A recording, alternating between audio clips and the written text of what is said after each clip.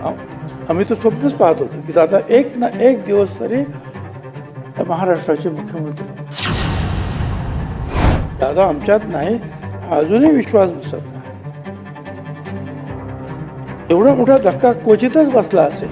Accident स्पॉटवर गेलो तसं झालं. आणि दादांचे ते फोटो तर अजूनही डोळ्यासमोर जातच नाही. अजित दादांच्या संदर्भातला शोकप्रस्ताव त्याला पाठिंबा द्यायची वेळ येईल असं स्वप्नात सुद्धा वाटलं नाही. अजूनही वाटतंय की दादा इथेच दादांचा कुठेतरी वावर आहे, कुठेतरी ऑफिसमध्ये बसले असेल, चर्चा सुरू असेल, कुठेतरी काम करत असतील. परंतु दुर्दैवानं जे आहे, खरं म्हणजे दुर्दैव हा शब्द जो आहे हा अजितदादांना अशा अर्थाने लागू होतो की लहानपणी त्यांचे वडिलांचं सुद्धा छत्र त्यांचं हरपलं. लहानपणापासूनच दादा अडचणीला तोंड देत मोठे झाले. हे तर खरं आहे की पवार साहेबांच्या देखरेखीखाली त्यांनी सामाजिक आणि राजकीय सेवेचे धडे सुद्धा घेतले, सहकारातले धडे घेतले आणि त्या सगळ्यांमध्ये त्यांनी प्रावीण्य मिळवलं.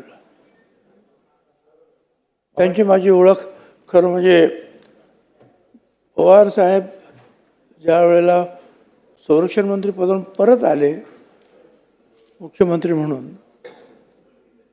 माझ्याकडे हाऊसिंग होतं आणि अजितदादांना आणि अशोक चव्हाण या दोघांनाही पवारसाहेबांनी राज्यमंत्री म्हणून त्यांच्या मंत्रिमंडळात दिले. तेव्हापासून माझी त्यांची ओळख. पण पवारसाहेबांची जी कन्स्ट्रक्टिव्ह काम करण्याची जी पद्धती होती, लोक जोडण्याची पद्धती होती, ते त्यांची एवढे हातोटे त्यांना ती लाभली होती की भरपूर प्रवास करणं, लोकांशी बोलणं, लोक जोडणं.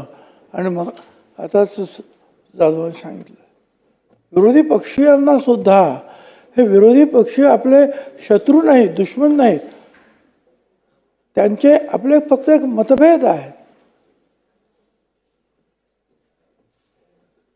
आणि ते मतभेद असू शकतात, ते एका घरात असू शकतात, एका पक्षात असू शकतात, तर राजकारणात का असू शकत नाही, पण ते आपले शत्रू नाहीत अशी भावना ठेवूनच दादा नेहमी वागले आणि सगळ्यांनाच त्यांनी मदत केली, सगळ्यांना मदत केली. आमच्यावर तर आम्ही तर स्वप्नच पाहत होतो की दादा एक ना एक दिवस तरी महाराष्ट्राचे मुख्यमंत्री होते. राजकारणामध्ये काही घडू शकतं, होईल. आणि त्यासाठी पक्षाचे आमचे सगळे कार्यकर्ते सुद्धा, त्यांच्यासुद्धा मनात हीच भावना होती. पण अचानक दादा डाव मोडून गेला, सगळं सोडून गेला.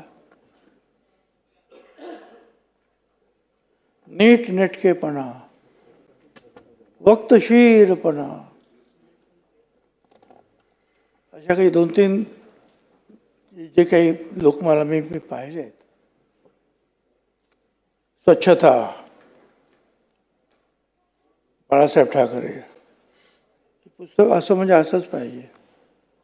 पवार साहेब वेळेवर जायला पाहिजे म्हणजे गेलंच पाहिजे. अशा सगळ्या गुणांचं जे आहे एकत्रीकरण जे आहे हे दादामध्ये सापडलं.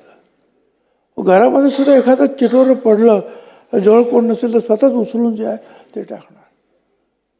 स्वच्छता, सगळ्या कामामध्ये टापटीपपणा, व्यवस्थितपणा. तुम्ही सांगता त्याप्रमाणे कदाचित राजकारणामध्ये बोलत असताना बोलण्याच्या ओघामध्ये काही शब्द जातात, पण दादा त्यांचा मनाचा मोठेपणा असा होता की ते त्याबद्दल क्षमासुद्धा मागायचे, चूक कबूल करायचे की नाही माझं चुकलं आहे ह्याच्यावर, रेटून देत नव्हते ते. पण एक आधारवड असतो, त्या आधारवडाखाली अनेक लोक उभे राहतात, सावली घेतात.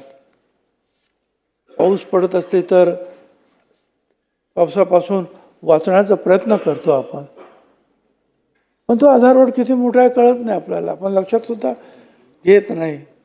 पण तो आधारवड ज्या वेळेला उन्मळून पडतो त्यावेळेला आपल्या लक्षात येतं, अरे ह्याच्या फांद्या किती, ह्याच्या मुळं किती, हे किती मोठा होता हा आधारवड.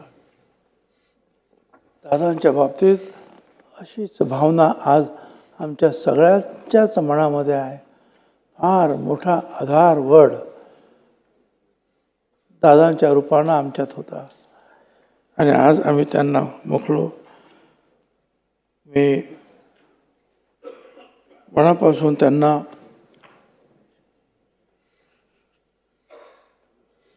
मुख्यमंत्र्यांनी जो शोक प्रस्ताव मांडला आहे त्याला मी पाठिंबा देतोय.